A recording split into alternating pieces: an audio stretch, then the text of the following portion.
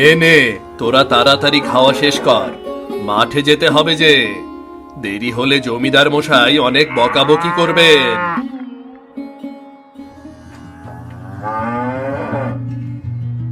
আরে রামু, বাবা রামু, কি করছিস রে? এই তো কাকি, গরুগুলোকে খাবার দিচ্ছি। রামু, তুই এই জমিদার বাড়ির গরু দেখাশোনা করছিস সেই ছোটবেলা থেকেই? তোকে কখনো কোথাও যেতে দেখি না। তোর কি কোনো আত্মীয় স্বজনও নেই? না গো কাকি, বাবা মা মরে গেছে নদীর প্লাবনে। আপন বলতে আমার কেউ নেই। আমার এই পৃথিবীতে এই গোয়ালের গরুগুলোই আমার আপন। হ্যাঁ রে রামু, বাঁচার তাগিদে সেই ছোটবেলা থেকেই তোর কাজ শুরু। জীবনে শুধু কাজ আর কাজ। হ্যাঁ কাকি, সেই ছোট্টবেলায় এখানে কর্তামশাই আশ্রয় দিয়েছিল বলে আজও কোনো মতে বেঁচে আছি। যতীন তোকে আশ্রয় ঠিকই দিয়েছে, কিন্তু আদর স্নেহ নয়, বরং কাজ আর শোষণ করার জন্য তোর ওপর যে অত্যাচার করে না, অন্য কেউ হলে সেই কবেই চলে যেত। ওই আর যাবো কাকি, আমার তো আর যাওয়ার কোনো জায়গা নেই। আর আমার লালিকে ছাড়া আমি তো থাকতেই পারবো না কাকি। ও হ্যাঁ, আমি তো ভুলেই গিয়েছিলাম। গরুগুলোর মধ্যে একটাই আছে রামুর প্রাণ প্রিয় গরু, তার নাম লালি। লালচে গায়ের রং, বড় বড় চোখ, আর এমন ধরনের শান্ত স্বভাব যেন মানুষের মুখ দেখে সব বুঝে ফেলে। তাই না রে বাবা? হ্যাঁ কাকি, ঠিকই বলেছেন। লালি ছাড়া তো রামুর কোনো ভিত্তিই নেই। লালি ছাড়া রামু অস্তিত্বহীন।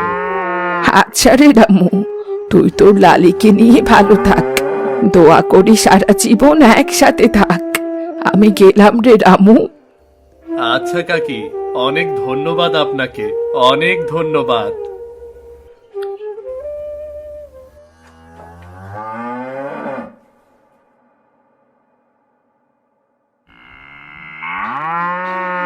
কি রে রামু, এখনো গোয়াল ঘরে কেন? মাঠে যাসনি? বেলা কোন দিক থেকে কোন দিকে যাচ্ছে সে খেয়াল আছে নাকি তোর? হ্যাঁ কর্তামশাই, যাব, লালিকে খেতে দিয়েই যাব। সারাদিন অত খাই খাই করিস কেন বলতো? গরুগুলোকে সারাদিন খাওয়ালে আমার তো ক্ষতি হয়ে যাবে রে। রামু, খবরদার খবরদার, গরুদের বেশি বেশি খেতে দিবি না। যা, ওকে নিয়ে গিয়ে কাজ করা। কর্তামশাই, গরুগুলোর ভেতরে সব থেকে লালি বেশি পরিশ্রমী। ওকে অন্তত বেশি করে খাওয়াতেই পারি। ওদের খেতে না দিলে ওরা কাজ করবে কি করে? কাজ করবে কি করে সেটা তোকে চিন্তা করতে হবে না। তোকে যা বলেছি তুই তাই কর। আগে কর্তামশাই, ওরা খেতে থাকুক, তার মধ্যে আমিও কটা খেয়ে আসি। না হলে মাঠে গিয়ে ফিরতে ফিরতে তো বিকেল হয়ে যাবে। সারাদিন শুধু খাই খাই খাই খাই। এতক্ষণ গরুর কথা, আর এখন নিজের। যা যা, তাড়াতাড়ি গিয়ে খেয়ে আয়। যা যা যা, তাড়াতাড়ি মাঠে যা। লালি, এই দেখ, তোর জন্য খাবার এনেছি, তাড়াতাড়ি খেয়ে নে। আমিও কটা খেয়ে আসি, তারপর আবার মাঠে যেতে হবে। তাড়াতাড়ি খাস কিন্তু, কর্তা দেখলে আবার খুব রাগ করবে, কেমন?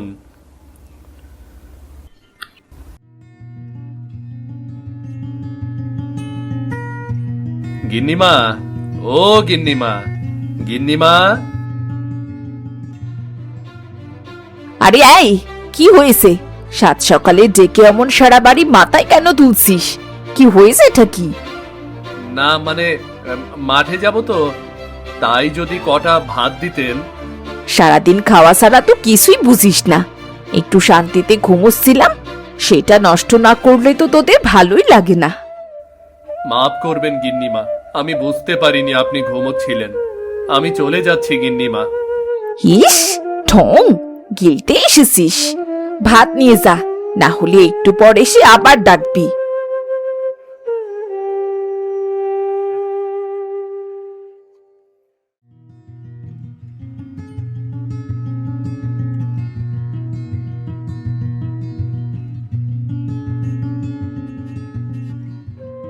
গিন্নিমা, এই কটা ভাত খেয়ে সারাদিন কাজ করতে খুব কষ্ট হয়।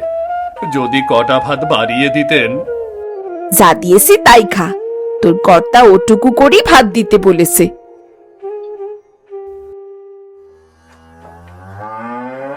লালি রে, দেখ, এদের জন্য সেই ছোট্টবেলা থেকে খেটেই যাচ্ছি, কিন্তু এদের মনে কোনো দয়া মায়া নেই।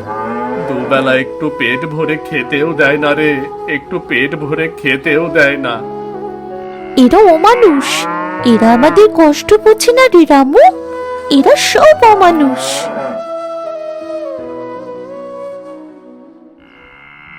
নে লালি, তাড়াতাড়ি খেয়ে নে। রামু লালিকে খুব ভালোবাসতো। প্রতিদিন ভোরে উঠে গোয়াল ঘর ঝাড়ু দিত, গরুদের গা মোছাতো, ঘর বিছিয়ে দিত। কিন্তু লালির জন্য তার আলাদা যত্ন ছিল। সে নিজের ভাগের জলটুকু ভাগ করে নিত লালির সঙ্গে। বৃষ্টির দিনে লালির গা ভিজলে সে নিজের গামছা দিয়ে মুছিয়ে দিত তাকে। লালি, তুই ছাড়া এই পৃথিবীতে আর আমার আপন বলে কেউ নেই। তোর কিছু হলে আমি মরেই যাব রে। রামু, আমিও তোমাকে খুব ভালোবাসি। রামুকে ছাড়া এই লালি তো অচল। তুমি যে আমার বাবা মা সব কিছু। চল লালি, এবার আমরা মাঠে যাই। কর্তা এসে এখানে দেখলে আর রক্ষা থাকবে না। চল চল।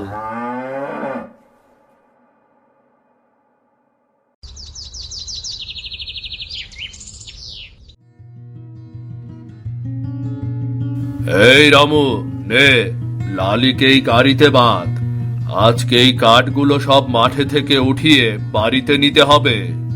কর্তা, আরেকটা গাড়ি নিয়ে আসুন না, আরো কটা গরুও কাঠ টানুক। লালি এত কাঠ একা কি করে উঠাবে? কি করে উঠাবে মানে? কি করে উঠাবে সেটা তোকে ভাবতে হবে না। চুপ করে কাজ কর। তুই কাঠগুলো সব গাড়িতে ওঠা, আর লালি টেনে নিয়ে বাড়িতে রেখে আসুক।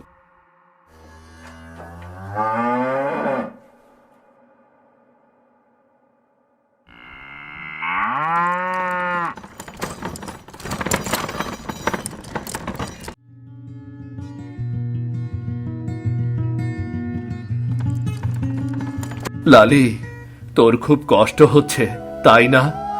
কি করব বল?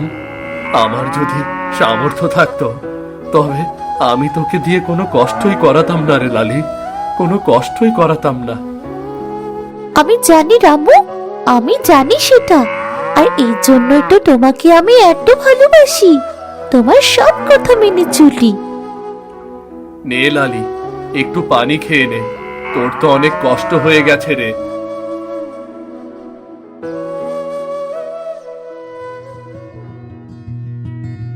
আরে রামু, নিজেও একটু পানি খেয়ে জিরিয়ে নে, তুইও তো হাঁপিয়ে গিয়েছিস। কখনো আর জিরাবো না গো হাবু চাচা। কর্তা বলেছে আজকের মধ্যে এই সব কাঠ বাড়িতে নিয়ে যেতে হবে। যতীনের মতো এত নিষ্ঠুর লোক পুরো গ্রামে আর দ্বিতীয়টি নেই। প্রাণীর ওপর তো কোনো দয়া মায়াই নেই, মানুষের ওপরও নেই। এত কাজ কি কখনো কেউ একা করতে পারে নাকি? কি করব চাচা, দুটো খাওয়ার জন্য এত কষ্ট করতে হয়। কিন্তু শুনেছি তোকে পেট ভরে খেতেও দেয় না। সারাদিন এত পরিশ্রম করিস, তারপরেও যদি পেট ভরে দুটো খেতে না পারিস তাহলে তো অকালে মরবি রে। চাচা, আমার কাছে কোনো উপায় নেই। কি করব বলুন আপনি? যাবার জায়গা থাকলে তো অনেক আগেই চলে যেতাম। এই নে, এই মুড়ি কটা খেয়ে নে। কটা মুড়ি গালে দিয়ে একটু পানি খা। চাচা, আপনাকে অনেক অনেক ধন্যবাদ চাচা।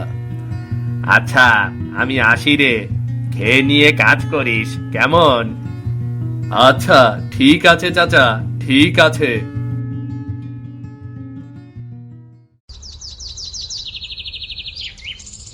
রামু আর লালি হাড় ভাঙা খাটুনি করে সন্ধ্যার সময় গোয়ালে ফিরে এলো। রামু এসে আগে লালিকে খড় আর পানি খেতে দিল।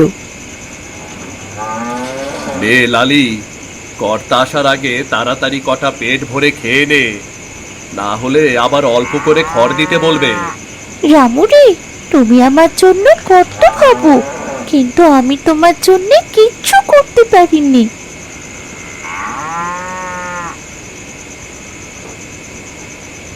এই রামু, রামু, মাঠের সব কাঠ আনা হয়ে গেছে?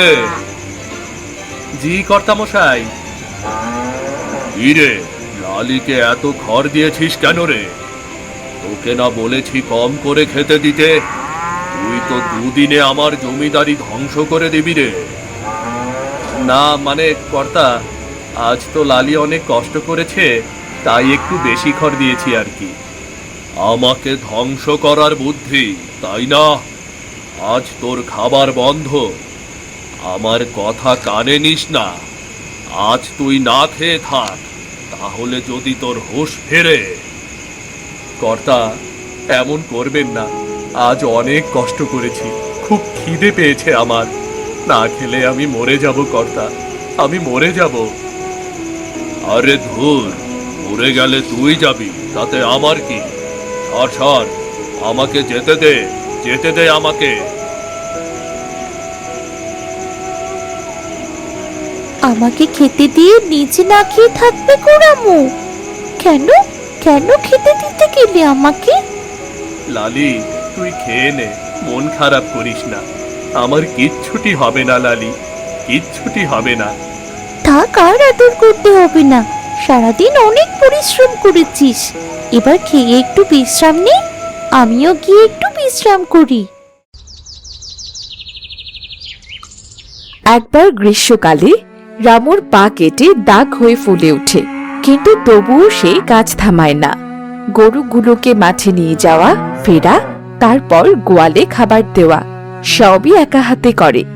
সে রাতে ঠান্ডায় হঠাৎ রামু জরাক্রান্ত হয়ে পড়ে। সে খুব অসুস্থ হয়ে পড়ে।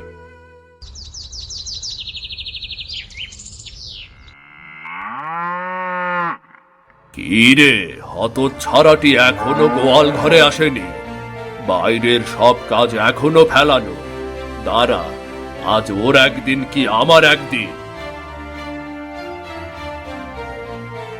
এই রামু, রামু, ওরে হতচ্ছাড়া, বলি এত বেলা পর্যন্ত শুয়ে আছিস কেন? গরুগুলোকে নিয়ে মাঠে যেতে হবে না?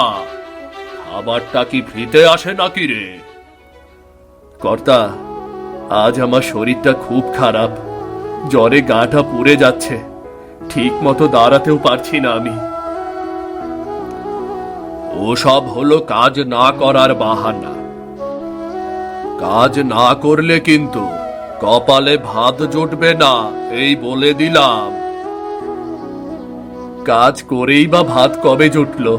সারা জীবন তো আধ পেটা খেয়েই বেঁচে আছি। তাড়াতাড়ি ওঠ, উঠে কাজে যা। কর্তা, তাহলে আমাকে কটা টাকা দিন, একটু ডাক্তার দেখিয়ে ওষুধ নিয়ে আসি। ঠিক মতো যে হাঁটতে পারছি না, গরু নিয়ে মাঠে যাব কি করে? খেতেও তো কষ্ট হচ্ছে। তোর অসুখ সেটা আমার মাথা ব্যথা না। গরু দেখাশোনা হবে না, তোকে কাজ থেকে বরখাস্ত করব রে আমি।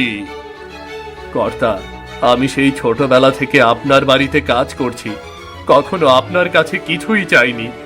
আজ সামান্য ওষুধ কেনার টাকা চাইতে আপনি আমাকে কাজ থেকে বের করে দেবেন? তুই আমার কাজ করতে পারবি না, তাহলে তোকে রেখে তোর পেছনে খরচ করে আমার কি লাভ?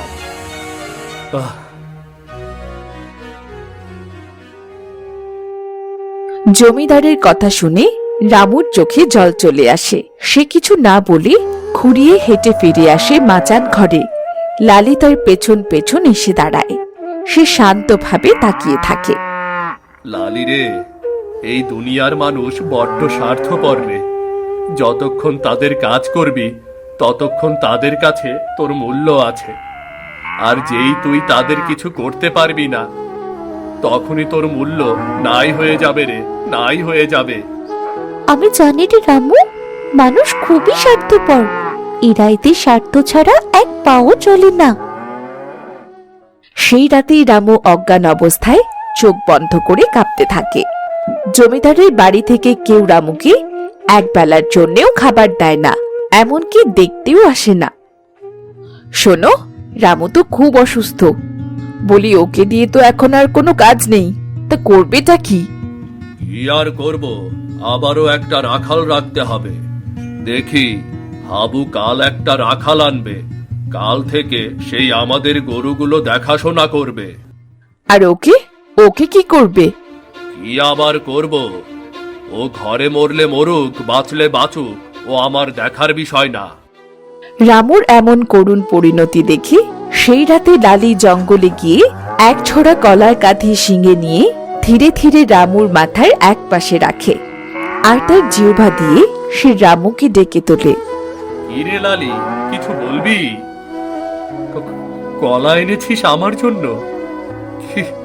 কিন্তু আমি যে এখন আর খেতে পারবো না, আমার যে মুখ তেতো হয়ে আছে রে, গায়ে খুব ব্যথা রে লালি।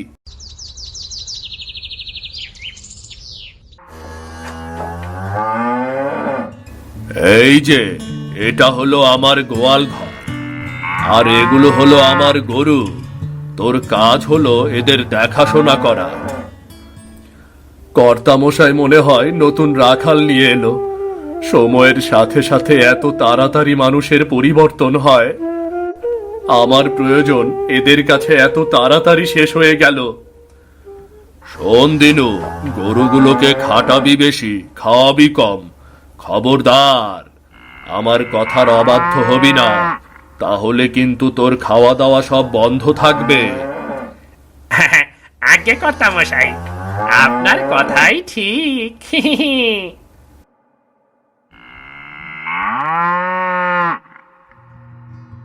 এই লালচে রঙের গরুটা সবচেয়ে শক্তিশালী গরু, তাই সব কাজেই তাকে লাগাতে হবে। তাতে আমার কষ্ট কম হবে। এই গরুটাকেই দিয়ে সব করাতে হবে, হাল টানা, ধান টানা, কাঠ টানা, সবই। রামু না থাকলে তো আমি অচল, রামু ছাড়া তো আমি বাঁচতে পারবো না। এরা এরা তো আমাকে রামুর মতোই বাঁচতে দেবে না।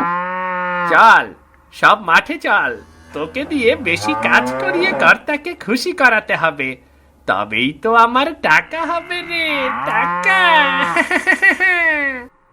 দিনু রোজ লালিকে দিয়ে প্রচুর কাজ করাতো। প্রচন্ড রোদে লালিকে মাঠে দাঁড় করিয়ে রাখতো, খড় কম দিত, পানি দিত আধা বালতি। হাঁপাতে হাঁপাতে লালি জিভ বার করে দিত, কিন্তু তারপরেও কোনো দয়া মিলত না। এখানে দাঁড়িয়ে জিভ বের করে কোনো লাভ নেই, বাড়ি যাবে তারপর পানি পাবে। যা কাজ করো, না হলে কিন্তু বেদ দিয়ে পিটিয়ে সোজা করে দেব। আমি জানি তোর মধ্যে রামুর চিঠি ফোটাও নেই, তুই তো মানুষ নামের পশু, তোর মধ্যে কোনো দয়া মায়া নেই। এই যা, কাজ কর। কাজ না করে দাঁড়িয়ে থাকা, তাই না? আজ তোকে মেরে চামড়া উঠিয়ে ফেলবো আমি।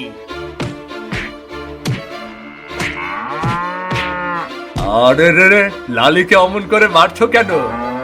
কাজ না করে দাঁড়িয়ে আছে, মারবো না তো কি করব? তুই কেমন মানুষ রে? দেখতে পারছিস কষ্টে গরুটার জিভ বের হয়ে আসছে, কোথায় ওকে একটু পানি খেতে দেবি, একটু বিশ্রাম করাবি, তা না করে অমন করে মারছিস কেন রে? আমি কি করব না করব সেটা নিয়ে আপনাকে ভাবতে হবে না, আমার গরু আমি বুঝবো। যে অবস্থা শুরু করেছিস, তাতে গরুটা বেশি দিন বাঁচবে না।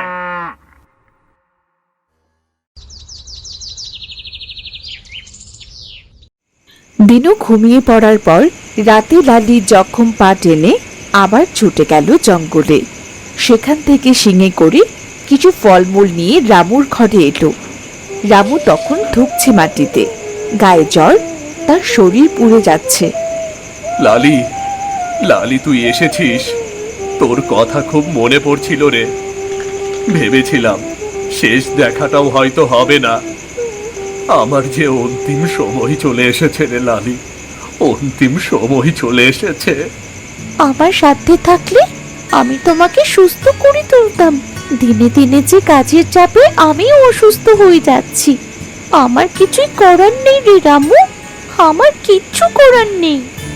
তুই কেন এত কষ্ট করিস রে লালি? আমি আর বাঁচবো না, তুই তোর খেয়াল রাখিস, ঠিক মতো খাওয়া দাওয়া করিস। তোকে খুব ভালোবাসি রে লালি, ঠিক আমার মা বাবার মতো। মা বাবার পরেই তুই আমার একমাত্র ছায়া ছিলি। তোকে তোকে খুব মনে পড়বে তোকে। সেই রাতেই রামুর নিঃশ্বাস থেমে যায়, সে মারা যায়। পরের দিন ভোরে লালিকে হাল টানতে নেওয়া হলো। সে এক পা চলেও হঠাৎ মাটিতে লুটিয়ে পড়ে। দিনু বেত নিয়ে এগিয়ে যায়। কিরে, শুয়ে পড়লি কেন? দাঁড়া, আজ তোকে আরো বেশি বেত মারবো, কিন্তু দিনে দিনে অলস হচ্ছিস।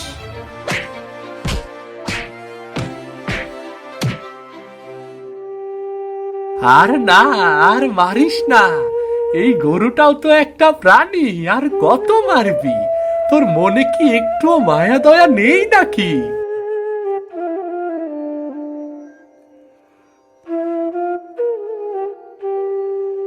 হায় হায়, লালি তো আর নেই। কাল রাতে রামু আর আজ লালি দুজনেই চলে গেল। তোরা কি পাষণ্ড রে! এই অবলা প্রাণীটাকেও বাঁচতে দিলি না তোরা। হাবু দেখ, লালির মুখে এক ধরনের শান্তি, যেন মরে গিয়ে মনে হচ্ছে বেঁচে গেছে। রামুকে ছাড়া লালি, এটা ভাবা যায় কি?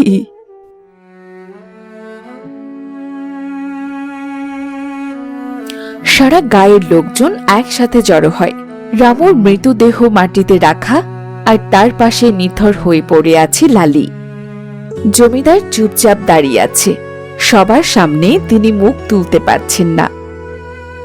তোদের দুজন থেকে দুজনকে দূরে সরানো আমার বড্ড ভুল হয়ে গেছে। আমি পাপিষ্ট আমি। ক্ষমা করিস আমাকে, ক্ষমা করিস। জমিদার মশাই, আপনাকে আমরা জমিদার ভেবেছিলাম, কিন্তু মন বলতে আপনার কিছুই ছিল না। আপনারা টাকা ছাড়া কিছুই চেনেন না।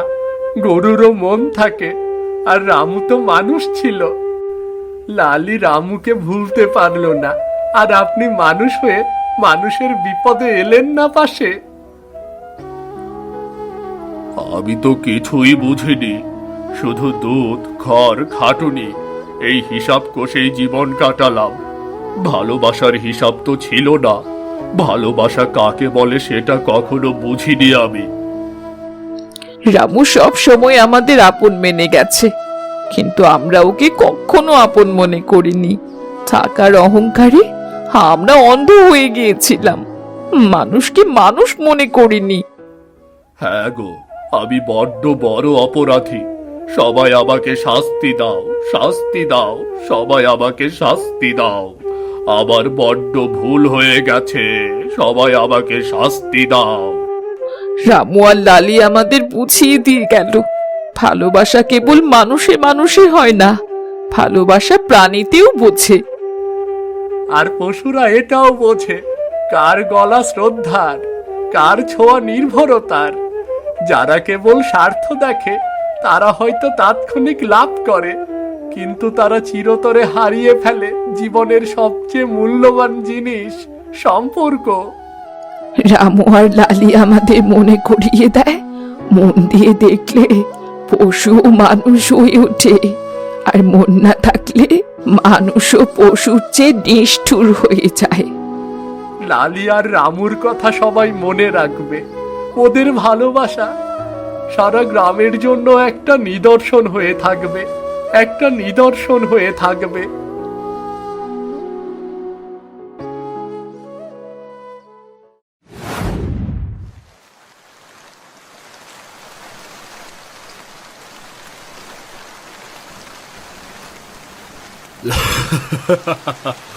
বুঝলে সেমন্ত, এই বর্ষা আমার জন্য বরকত বয়ে এনেছে।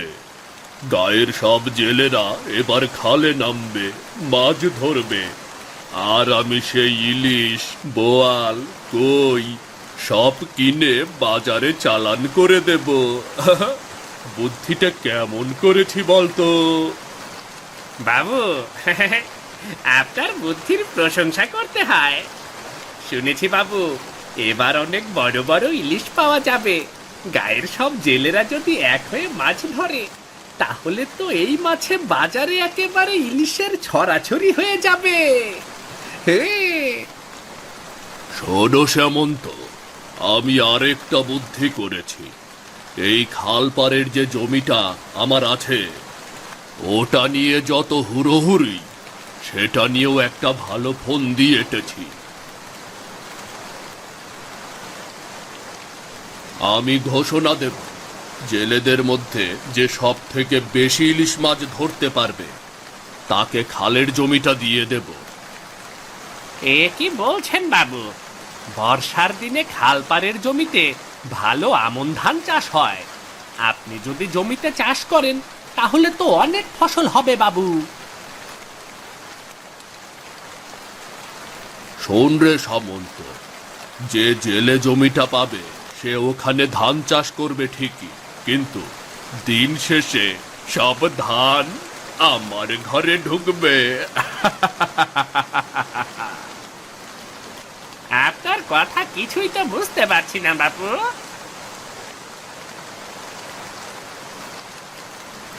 বুঝবে সেমন্ত, বুঝবে। সময় হলে সবই বুঝতে পারবে, বুঝলে? চারিদিকে একেবারে বৃষ্টিতে ডুবু ডুবু অবস্থা। এমন বৃষ্টির দিনে বড় ইলিশ মাছ ভাজি খেতে বেশ মজা লাগে। সেমন্তকে বলো না দুটো ইলিশ কিনে দিতে।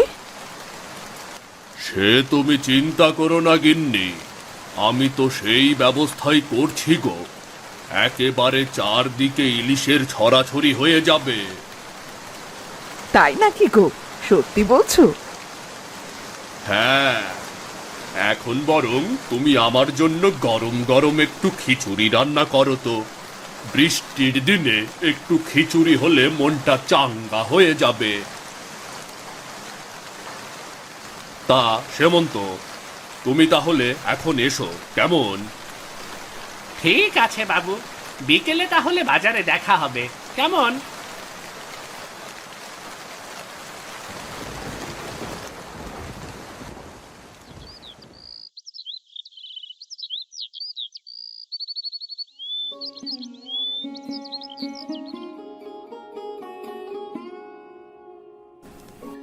কি গো, বলি সেই ভোরবেলা বাড়ি থেকে বেরিয়েছো, তা এতক্ষণ কোথায় ছিলে শুনি? কোনো খোঁজ খবর নেই। একটিবার ভাবো তো না ঘরে তোমার চাল ডাল ঠিক মতো আছে কিনা। এমনি কি আর দেরি করলাম গিন্নি। শুনেছ, কাল নদীতে একেবারে পাল্লাপাল্লি দিয়ে সব জেলেরা মাছ ধরবে গো। মহাজন বলে দিয়েছে, যে সবচেয়ে বড় ইলিশ ধরতে পারবে, এবছর মহাজন খালপাড়ের জমিটা তাকেই দিয়ে দেবে। গরিবের আবার ভাগ্য। তোমার কি মনে হয় ওই ভাগ্যে তোমার খালপাড়ের জমি লেখা আছে? এমন করে বলছো কেন গিন্নি? বলছে কি আর সাধে, গত 1 বছর ধরে সেরা জাল দিয়ে তো মাছ ধরছো। ঘরে নুন আনতে পান্তা ফুরোয়, কোনোভাবেই একটা নতুন জাল কিনতে পারলে না। তাহলে সেরা জাল দিয়ে কিসের ইলিশ ধরবে তুমি শুনি? কথাটা তুমি মন্দ বলনি। তোমাদের দুবেলা দুমুঠো ঠিক মতো খেতেই দিতে পারি না, সেখানে আবার নতুন জাল কোথা থেকে পাবো বলো তো? আর শোনো, দেখো ঝুড়ির মধ্যে কয়েকটা মাছ আছে। আজকে সব মাছ বিক্রি হয়নি, এগুলো আমাদের মেয়ে ময়নাকে রান্না করে দাও, কেমন? ঠিক আছে, এখন তুমি হাত মুখ ধুয়ে এসো তো। অনেক খাটুনি হয়েছে আজ, দুটো ভাত খেয়ে নাও। ঠিক আছে বউ।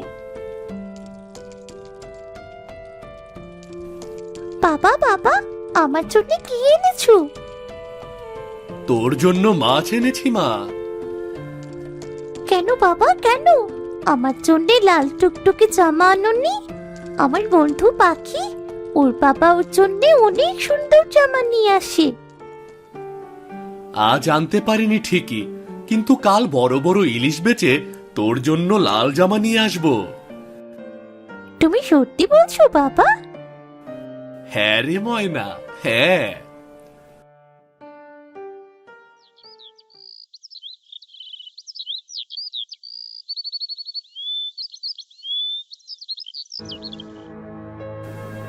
শুনছো গিন্নি, আমরা গরিব মানুষ, মহাজনের কাছ থেকে জমি পাওয়া আমাদের ভাগ্যের ব্যাপার।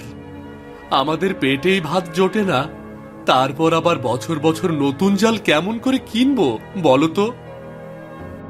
আচ্ছা, গরিব হয়েছি বলে কি মহাজন আমাদের কিনে নিয়েছে নাকি?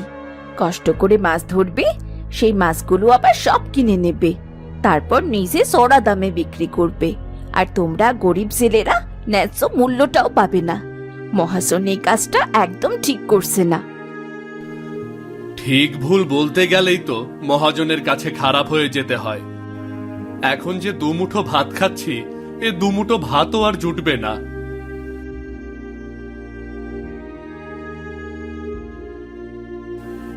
বলছি কি বউ, তুমি ছেঁড়া জালটাই একটু ঠিকঠাক করে দাও। এটুকুই আমার স্বপ্ন। আমার বিশ্বাস আমি ছেঁড়া জাল দিয়েই মাছ ধরতে পারবো।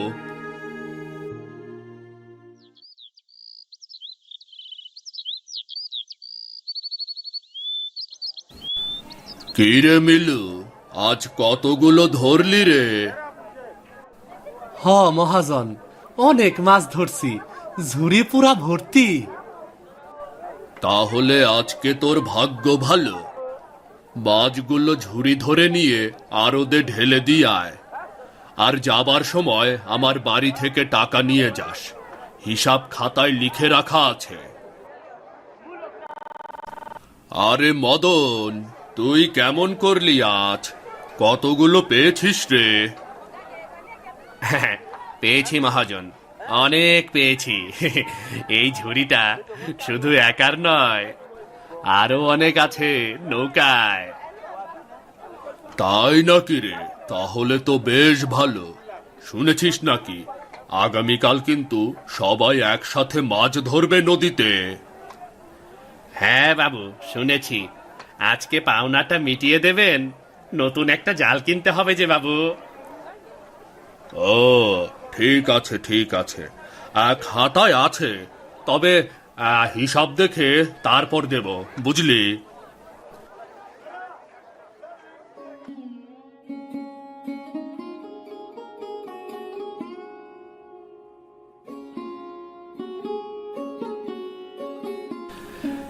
হাই রে মিলু, আগে আমরা নিজেরা ইলিশ মাছ খেতাম, বোয়াল খেতাম। এখন এই মহাজনের জন্য আমরা গরিব মানুষ এগুলো চোখেও দেখতে পারি না। তাই তো কাকা, মাছ ধরি আমরা, কিন্তু সেই মাছ আমরা চোখেও দেখতে পারি না। সেই মাছ খায় শহরের বড় লোক বাবুরা। শোন মিলু, ওই মহাজন আমাদের জমি দেওয়ার নামে পায়ে শেকল পরায়। যে মাছ আমরা পানিতে নেমে বুক ভিজিয়ে ধরলাম, সেই মাছ কিনে নিয়ে মহাজন 3 গুণ দামে শহরের বাজারে বিক্রি করে।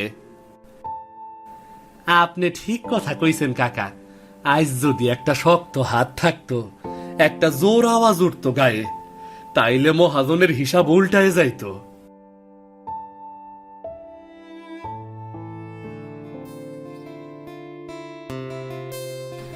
আরে এই যে ভাই, জাল কিনতে এসেছি, সবচেয়ে সেরা জালটা আমাকে দাও। বুঝলে তো ভাই, মাছ ধরার প্রতিযোগিতা হবে কালকে নদীতে। সবচেয়ে বড় ইলিশটা যেন আমার জালে বাঁধে। তাইলে এই যে দেখেন, নতুন মাল আইছে, হালকা না, একেবারে জাপানি সুতা। মাছ কোনোভাবেই সুতা কাইটা পালাইতে পারবো না। ওহ, এইটাতেই মন বসে গেল রে ভাই, একেবারে চকচকে। আচ্ছা, দাম কত বলুন তো?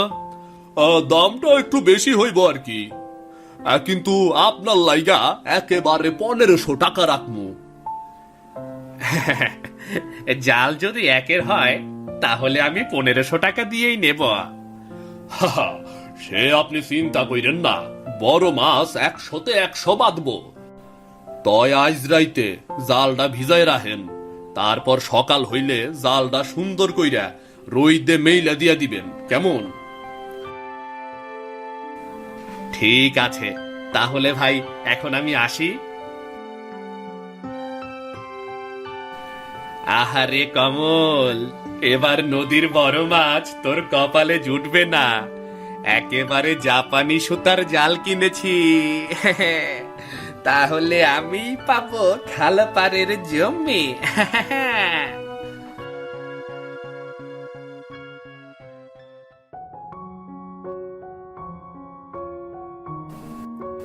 কি গো, তা আসতে এত দেরি হলো যে? মাছগুলো ঠিকঠাক বিক্রি করতে পেরেছো তো? হ্যাঁ, তা পেয়েছি, কিন্তু মনের মতো তো আর হয়নি। আমরা গরিব মানুষ, মাছ তো কখনোই চড়া দামে বিক্রি করতে পারি না। তবে আজকে যা পেয়েছি, অনেক পেয়েছি। তাহলে এখন যাও, গিয়ে হাত মুখ ধুয়ে এসো। তোমার জন্য দুটো গরম ভাত রেঁধে রেখেছি। এইদিকে এসো, এইদিকে এসে দেখো রেঁধেছি, দুমুঠো খেয়ে নাও দেখি। আগে এদিকে এসো, দেখো আমি কি নিয়ে এসেছি, দেখো।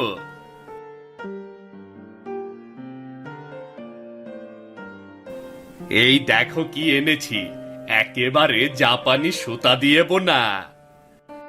তা কত নিল গো? দামটা একটু বেশি নিয়েছে, তাতে সমস্যা না। জালে কিন্তু বড় বড় ইলিশ বাঁধবে। তাই না কি গো, ভালোই করেছো। গায়ের সকলের থেকে তোমাকে কিন্তু বেশি মাছ ধরতে হবে। ঠিক আছে, এখন যাও, আমাকে দুমুঠো খেতে দাও, বড্ড খিদে পেয়েছে গিন্নি। হাত মুখ ধুয়ে এসো, আমি এক্ষুনি খাবার দিচ্ছি।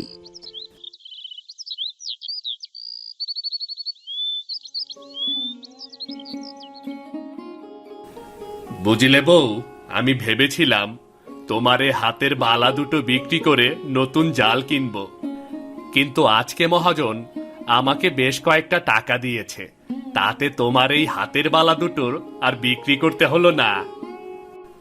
তাহলে শোনো, এবার কিন্তু মাছ বিক্রি করে ঘরের জ্বালাটা সারাতে হবে।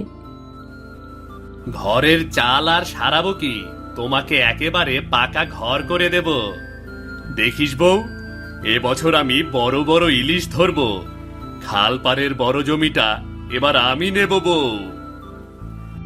শুনেছি কমল বরাবরই ভালো মাছ ধরে, তাহলে কি এবার জমিটাও সেই পাবে? ছেড়ে দে তো গিন্নি, যাদের নুন আনতে পান্তা ফোরায় তাদের ঘরে কি আর জাল থাকে? ওই ছেঁড়া জালে আবার ইলিশের স্বপ্ন।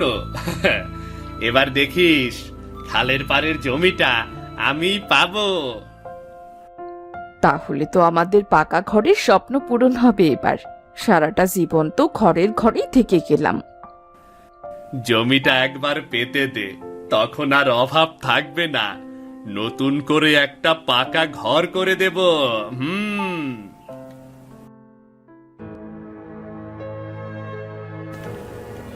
না গো গিন্নি, মনটা কেমন যেন করছে। এই ছেঁড়া জালটায় আমি কোনো ভরসা পাচ্ছি না। সবাই নদীতে মাছ ধরার উৎসব করছে, আর তুমি কিনা মন ভার করে বসে আছো। শুনলাম মদন নাকি জাপানি সুতোর চিকন জাল কিনে এনেছে। ও তো এবার নদীর সব মাছ ধরে নেবে। আমার কপালে আর কিছুই জুটবে না। তুমি এত ভেঙে পড়লে কেন বলো তো? বারবার তো নিজেই মহাজনে এসে বড় ইলিশ ধরে আনছো। মানুষ তো তখন তোমার নামেই হাত দিছিল। তুমি একদম চিন্তা করো না, এই জালটা আমি এমন ভাবে সেলাই করে দেব, দেখবে একটা মাছও ফাঁক দিয়ে বেরোতে পারবে না। সত্যি বলছো গিন্নি? তুমি পারবে জালটা ঠিক করে দিতে? খুব পারবো, এসব নিয়ে তুমি কোনো চিন্তা করো না। আজ সারা রাত ধরে সেলাই করব, গাপ মাখিয়ে ভিজিয়ে রাখবো। কাল রোদ উঠলে একটু শুকায়া দিমু, তোমার জাল হইব নতুনের সাইডেও ভালো।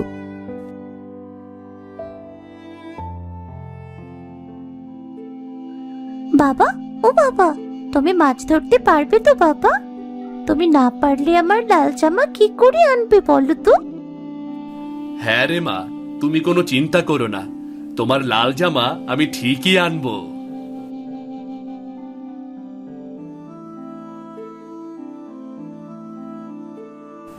তুমি যাও তো, গিয়ে দেখে আসো গায়ের মানুষজন কি করতাছে, কার কি প্রস্তুতি। আমি এই জালটারে এমন ভাবে সেলাই করবো সবাই তাক লেগে যাইব। তাহলে গিন্নি, জালটা গাব মাখিয়ে ভিজিয়ে রাখো। ভোর হলে নদীতে নামতে হবে। আমি যাই তাহলে।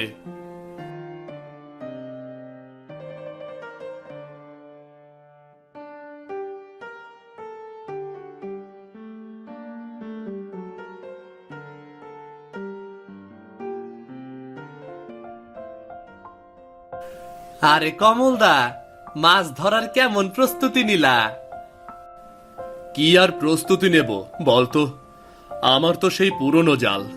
এই জালে কি আর বড় ইলিশ ধরা পড়বে? কি যে কও কমলদা, আরে আমরা তো কোনো বাড়ি তোমার লগে মাছ ধরে পারি না, আর তুমি কইতাছ তোমার জালে মাছ ধরা পড়বো না। দেখা যাক কি হয়। ভাগ্যের ওপরে তো আর যেতে পারি না। পুরনো জাল, তাও গিন্নি বলল ঠিক করে দেবে। ওই একটাই ভরসা আর কি আমার। আরে কমলদা, জাল পুরনো হলেও মন শক্ত থাকলে অনেক কিছু ধরা যায়।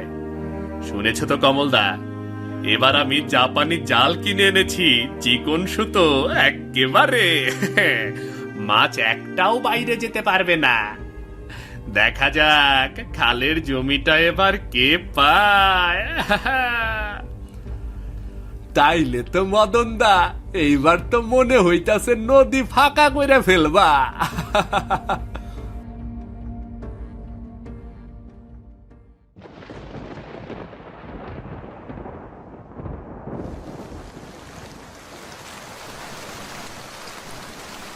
আরে, এই বৃষ্টি আবার শুরু হলো। কাল যদি বৃষ্টি এমন হয় তো মাছই তো ধরা যাবে না। তবে যদি জালটা ঠিকঠাক ফালাতে পারি, এবার কিছু একটা হতেও পারে।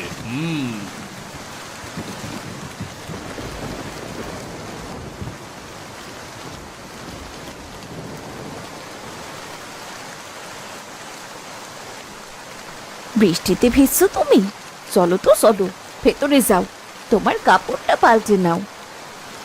জানিস গিন্নি, আজ টঙের দোকানে গিয়ে মদনের কথাগুলো শুনে মনটা খারাপ হয়ে গেল। এমন করে বলছিল যেন এইবার মাছ আর জমি দুটোই ওর। তাতে কি, মানুষ যত বড় কথাই হোক না কেন, কাজের বেলায় না পারলে কিছুরই দাম নাই, বুঝলে? একেবারে চিন্তা করো না তো, তোমার জালটা আমি ঠিকঠাক করে দিচ্ছি। বৃষ্টি হোক আর ঝড়, তোমার জালেই মাছ আটকাইব, শুধু মনে বিশ্বাস রাখো।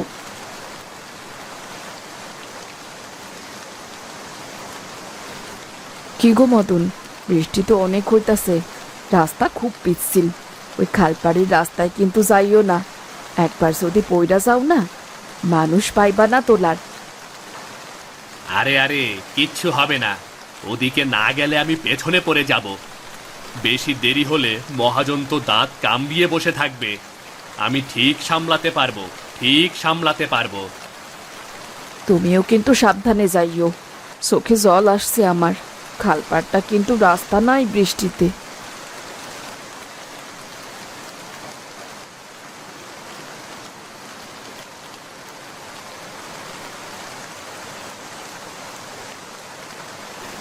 এই কেউ নেই?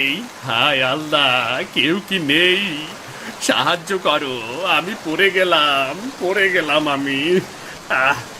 মাছ ধরার স্বপ্ন আমার স্বপ্নই থেকে গেল। ওগো, সাবধানে যেও গো। কোনো চিন্তা করো না গিন্নি, বিধাতার নাম জপতে জপতে ঠিকই নদীর পাড়ে পৌঁছে যাব। কোনো চিন্তা করো না।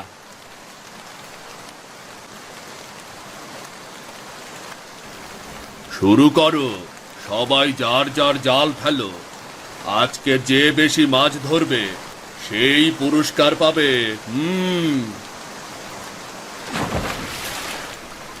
আরে, জালটা একেবারে পাতলা পাতলা লাগতাছে। আমি জানি বরাবরই আমার ভাগ্যে কিছুই জোটে না। জাল তো ফালাইয়া দিলাম, জানি না মাছ উঠবো কিনা। আরে কমলদা, দেরি কইরো না। দেখা যাক গিন্নির হাতের আচারে কাজ করে কিনা। এই আচারের ঘ্রাণটাই কিন্তু আলাদা।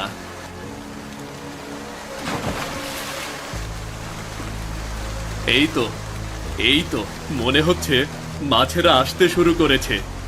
জালটা ফেলে দেই, আর দেরি করা যাবে না। ওরে বাবা, গিন্নি আমার বুদ্ধিতে সেরা। ওরে বাবারে, জাল তো দেখছি অনেক ভারী। আমার তো জাল টানার আগেই বুক ধুকপুক করছে। আরে দেখো দেখো, কমল প্রথমবারেই কত মাছ পেয়েছে। এই যে, এইটাই হলো মেহনত আর কৌশলের মিল। আরে কমলদা, আপনি তো একেবারে ফাড়াইয়া দিছেন, দারুণ মাছ ধরছেন গো। মদন তো শুনেছিলাম নতুন জাল নিয়েছে, কিন্তু আজ তো ওকে দেখলাম না কোথাও। এই সামন্ত, মদন কি আজ মাছ ধরতে আসেনি? জানি না মহাজন, কেউ তো দেখেনি আজ ওকে। হয়তো বৃষ্টির কারণে আসতে পারেনি। এইবারও মনে হয় কমলদাই সবচেয়ে বেশি মাছ পাইবো। হ্যাঁ, আর কেরা জানে মদন দ্বার আবার কিছু হইল কিনা।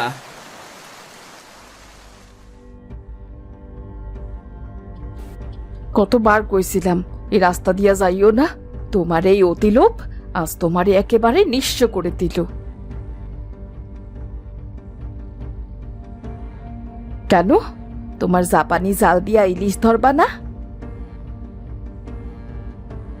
আজ তোমার বোকামের জন্য কমল মহাজনের কাছ থেকে খালপাড়ের জমিটা নিয়ে নিল। ইলিশ ধরবা বলে আজ তুমি নিজেই গর্তে। এখন কি মাছ ধরা শেষ গিন্নি? সত্যি সত্যি কি মহাজন জমিটা কমলকে দিয়ে দিয়েছে? আরে, এবারও খালের পাড়ের জমিটা পেলাম না। এমন করো না গিন্নি, পরের বার জমিটা আমি ঠিক পেয়ে যাব, ঠিকই পেয়ে যাব গিন্নি। আর গলা বাড়িও না তো, তাড়াতাড়ি বাড়ি চলো, মানুষ জানতে পারলে তো হাসাহাসি করবে।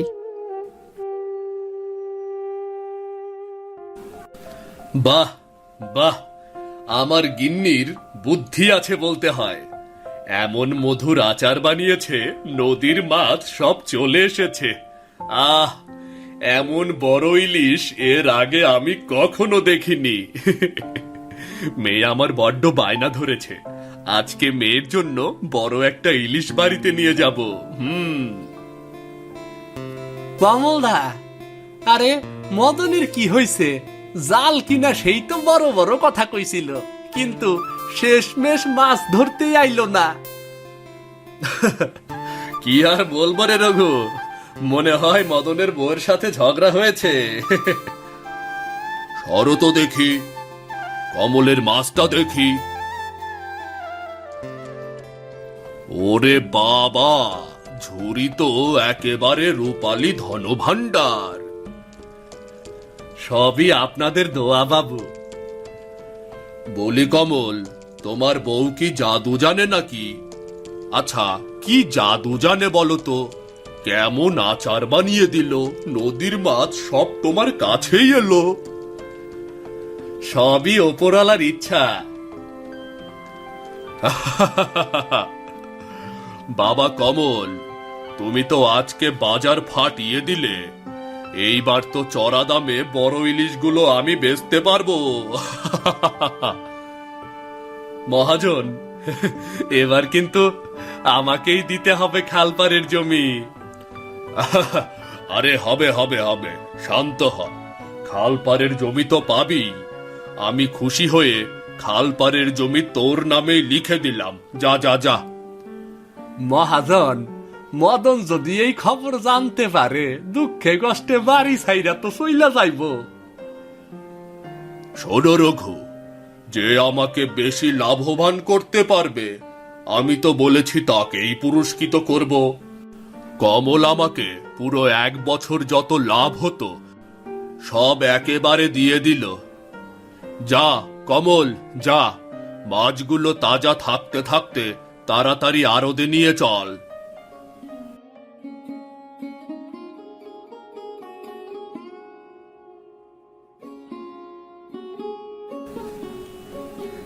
কই গো গিন্নি, আরে এদিকে এসো, দেখো দেখো তোমার জন্য কি এনেছি গো গিন্নি, দেখো দেখো।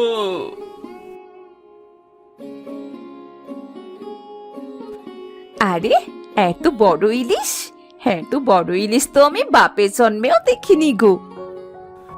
এত সুন্দর লাল জামা, বাবা আমি খুব খুশি হয়েছি। জানো গিন্নি, আজকে মহাজন খুশি হয়ে খালের জমিটা আমার নামে লিখে দিয়েছে গো। তাই নাকি? যাক, মহাজনের মন গলেছে তবে।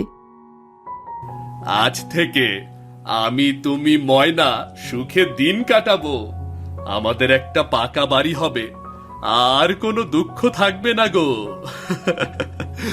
আর কোনো দুঃখ থাকবে না। ঠিকই বলেছো গো।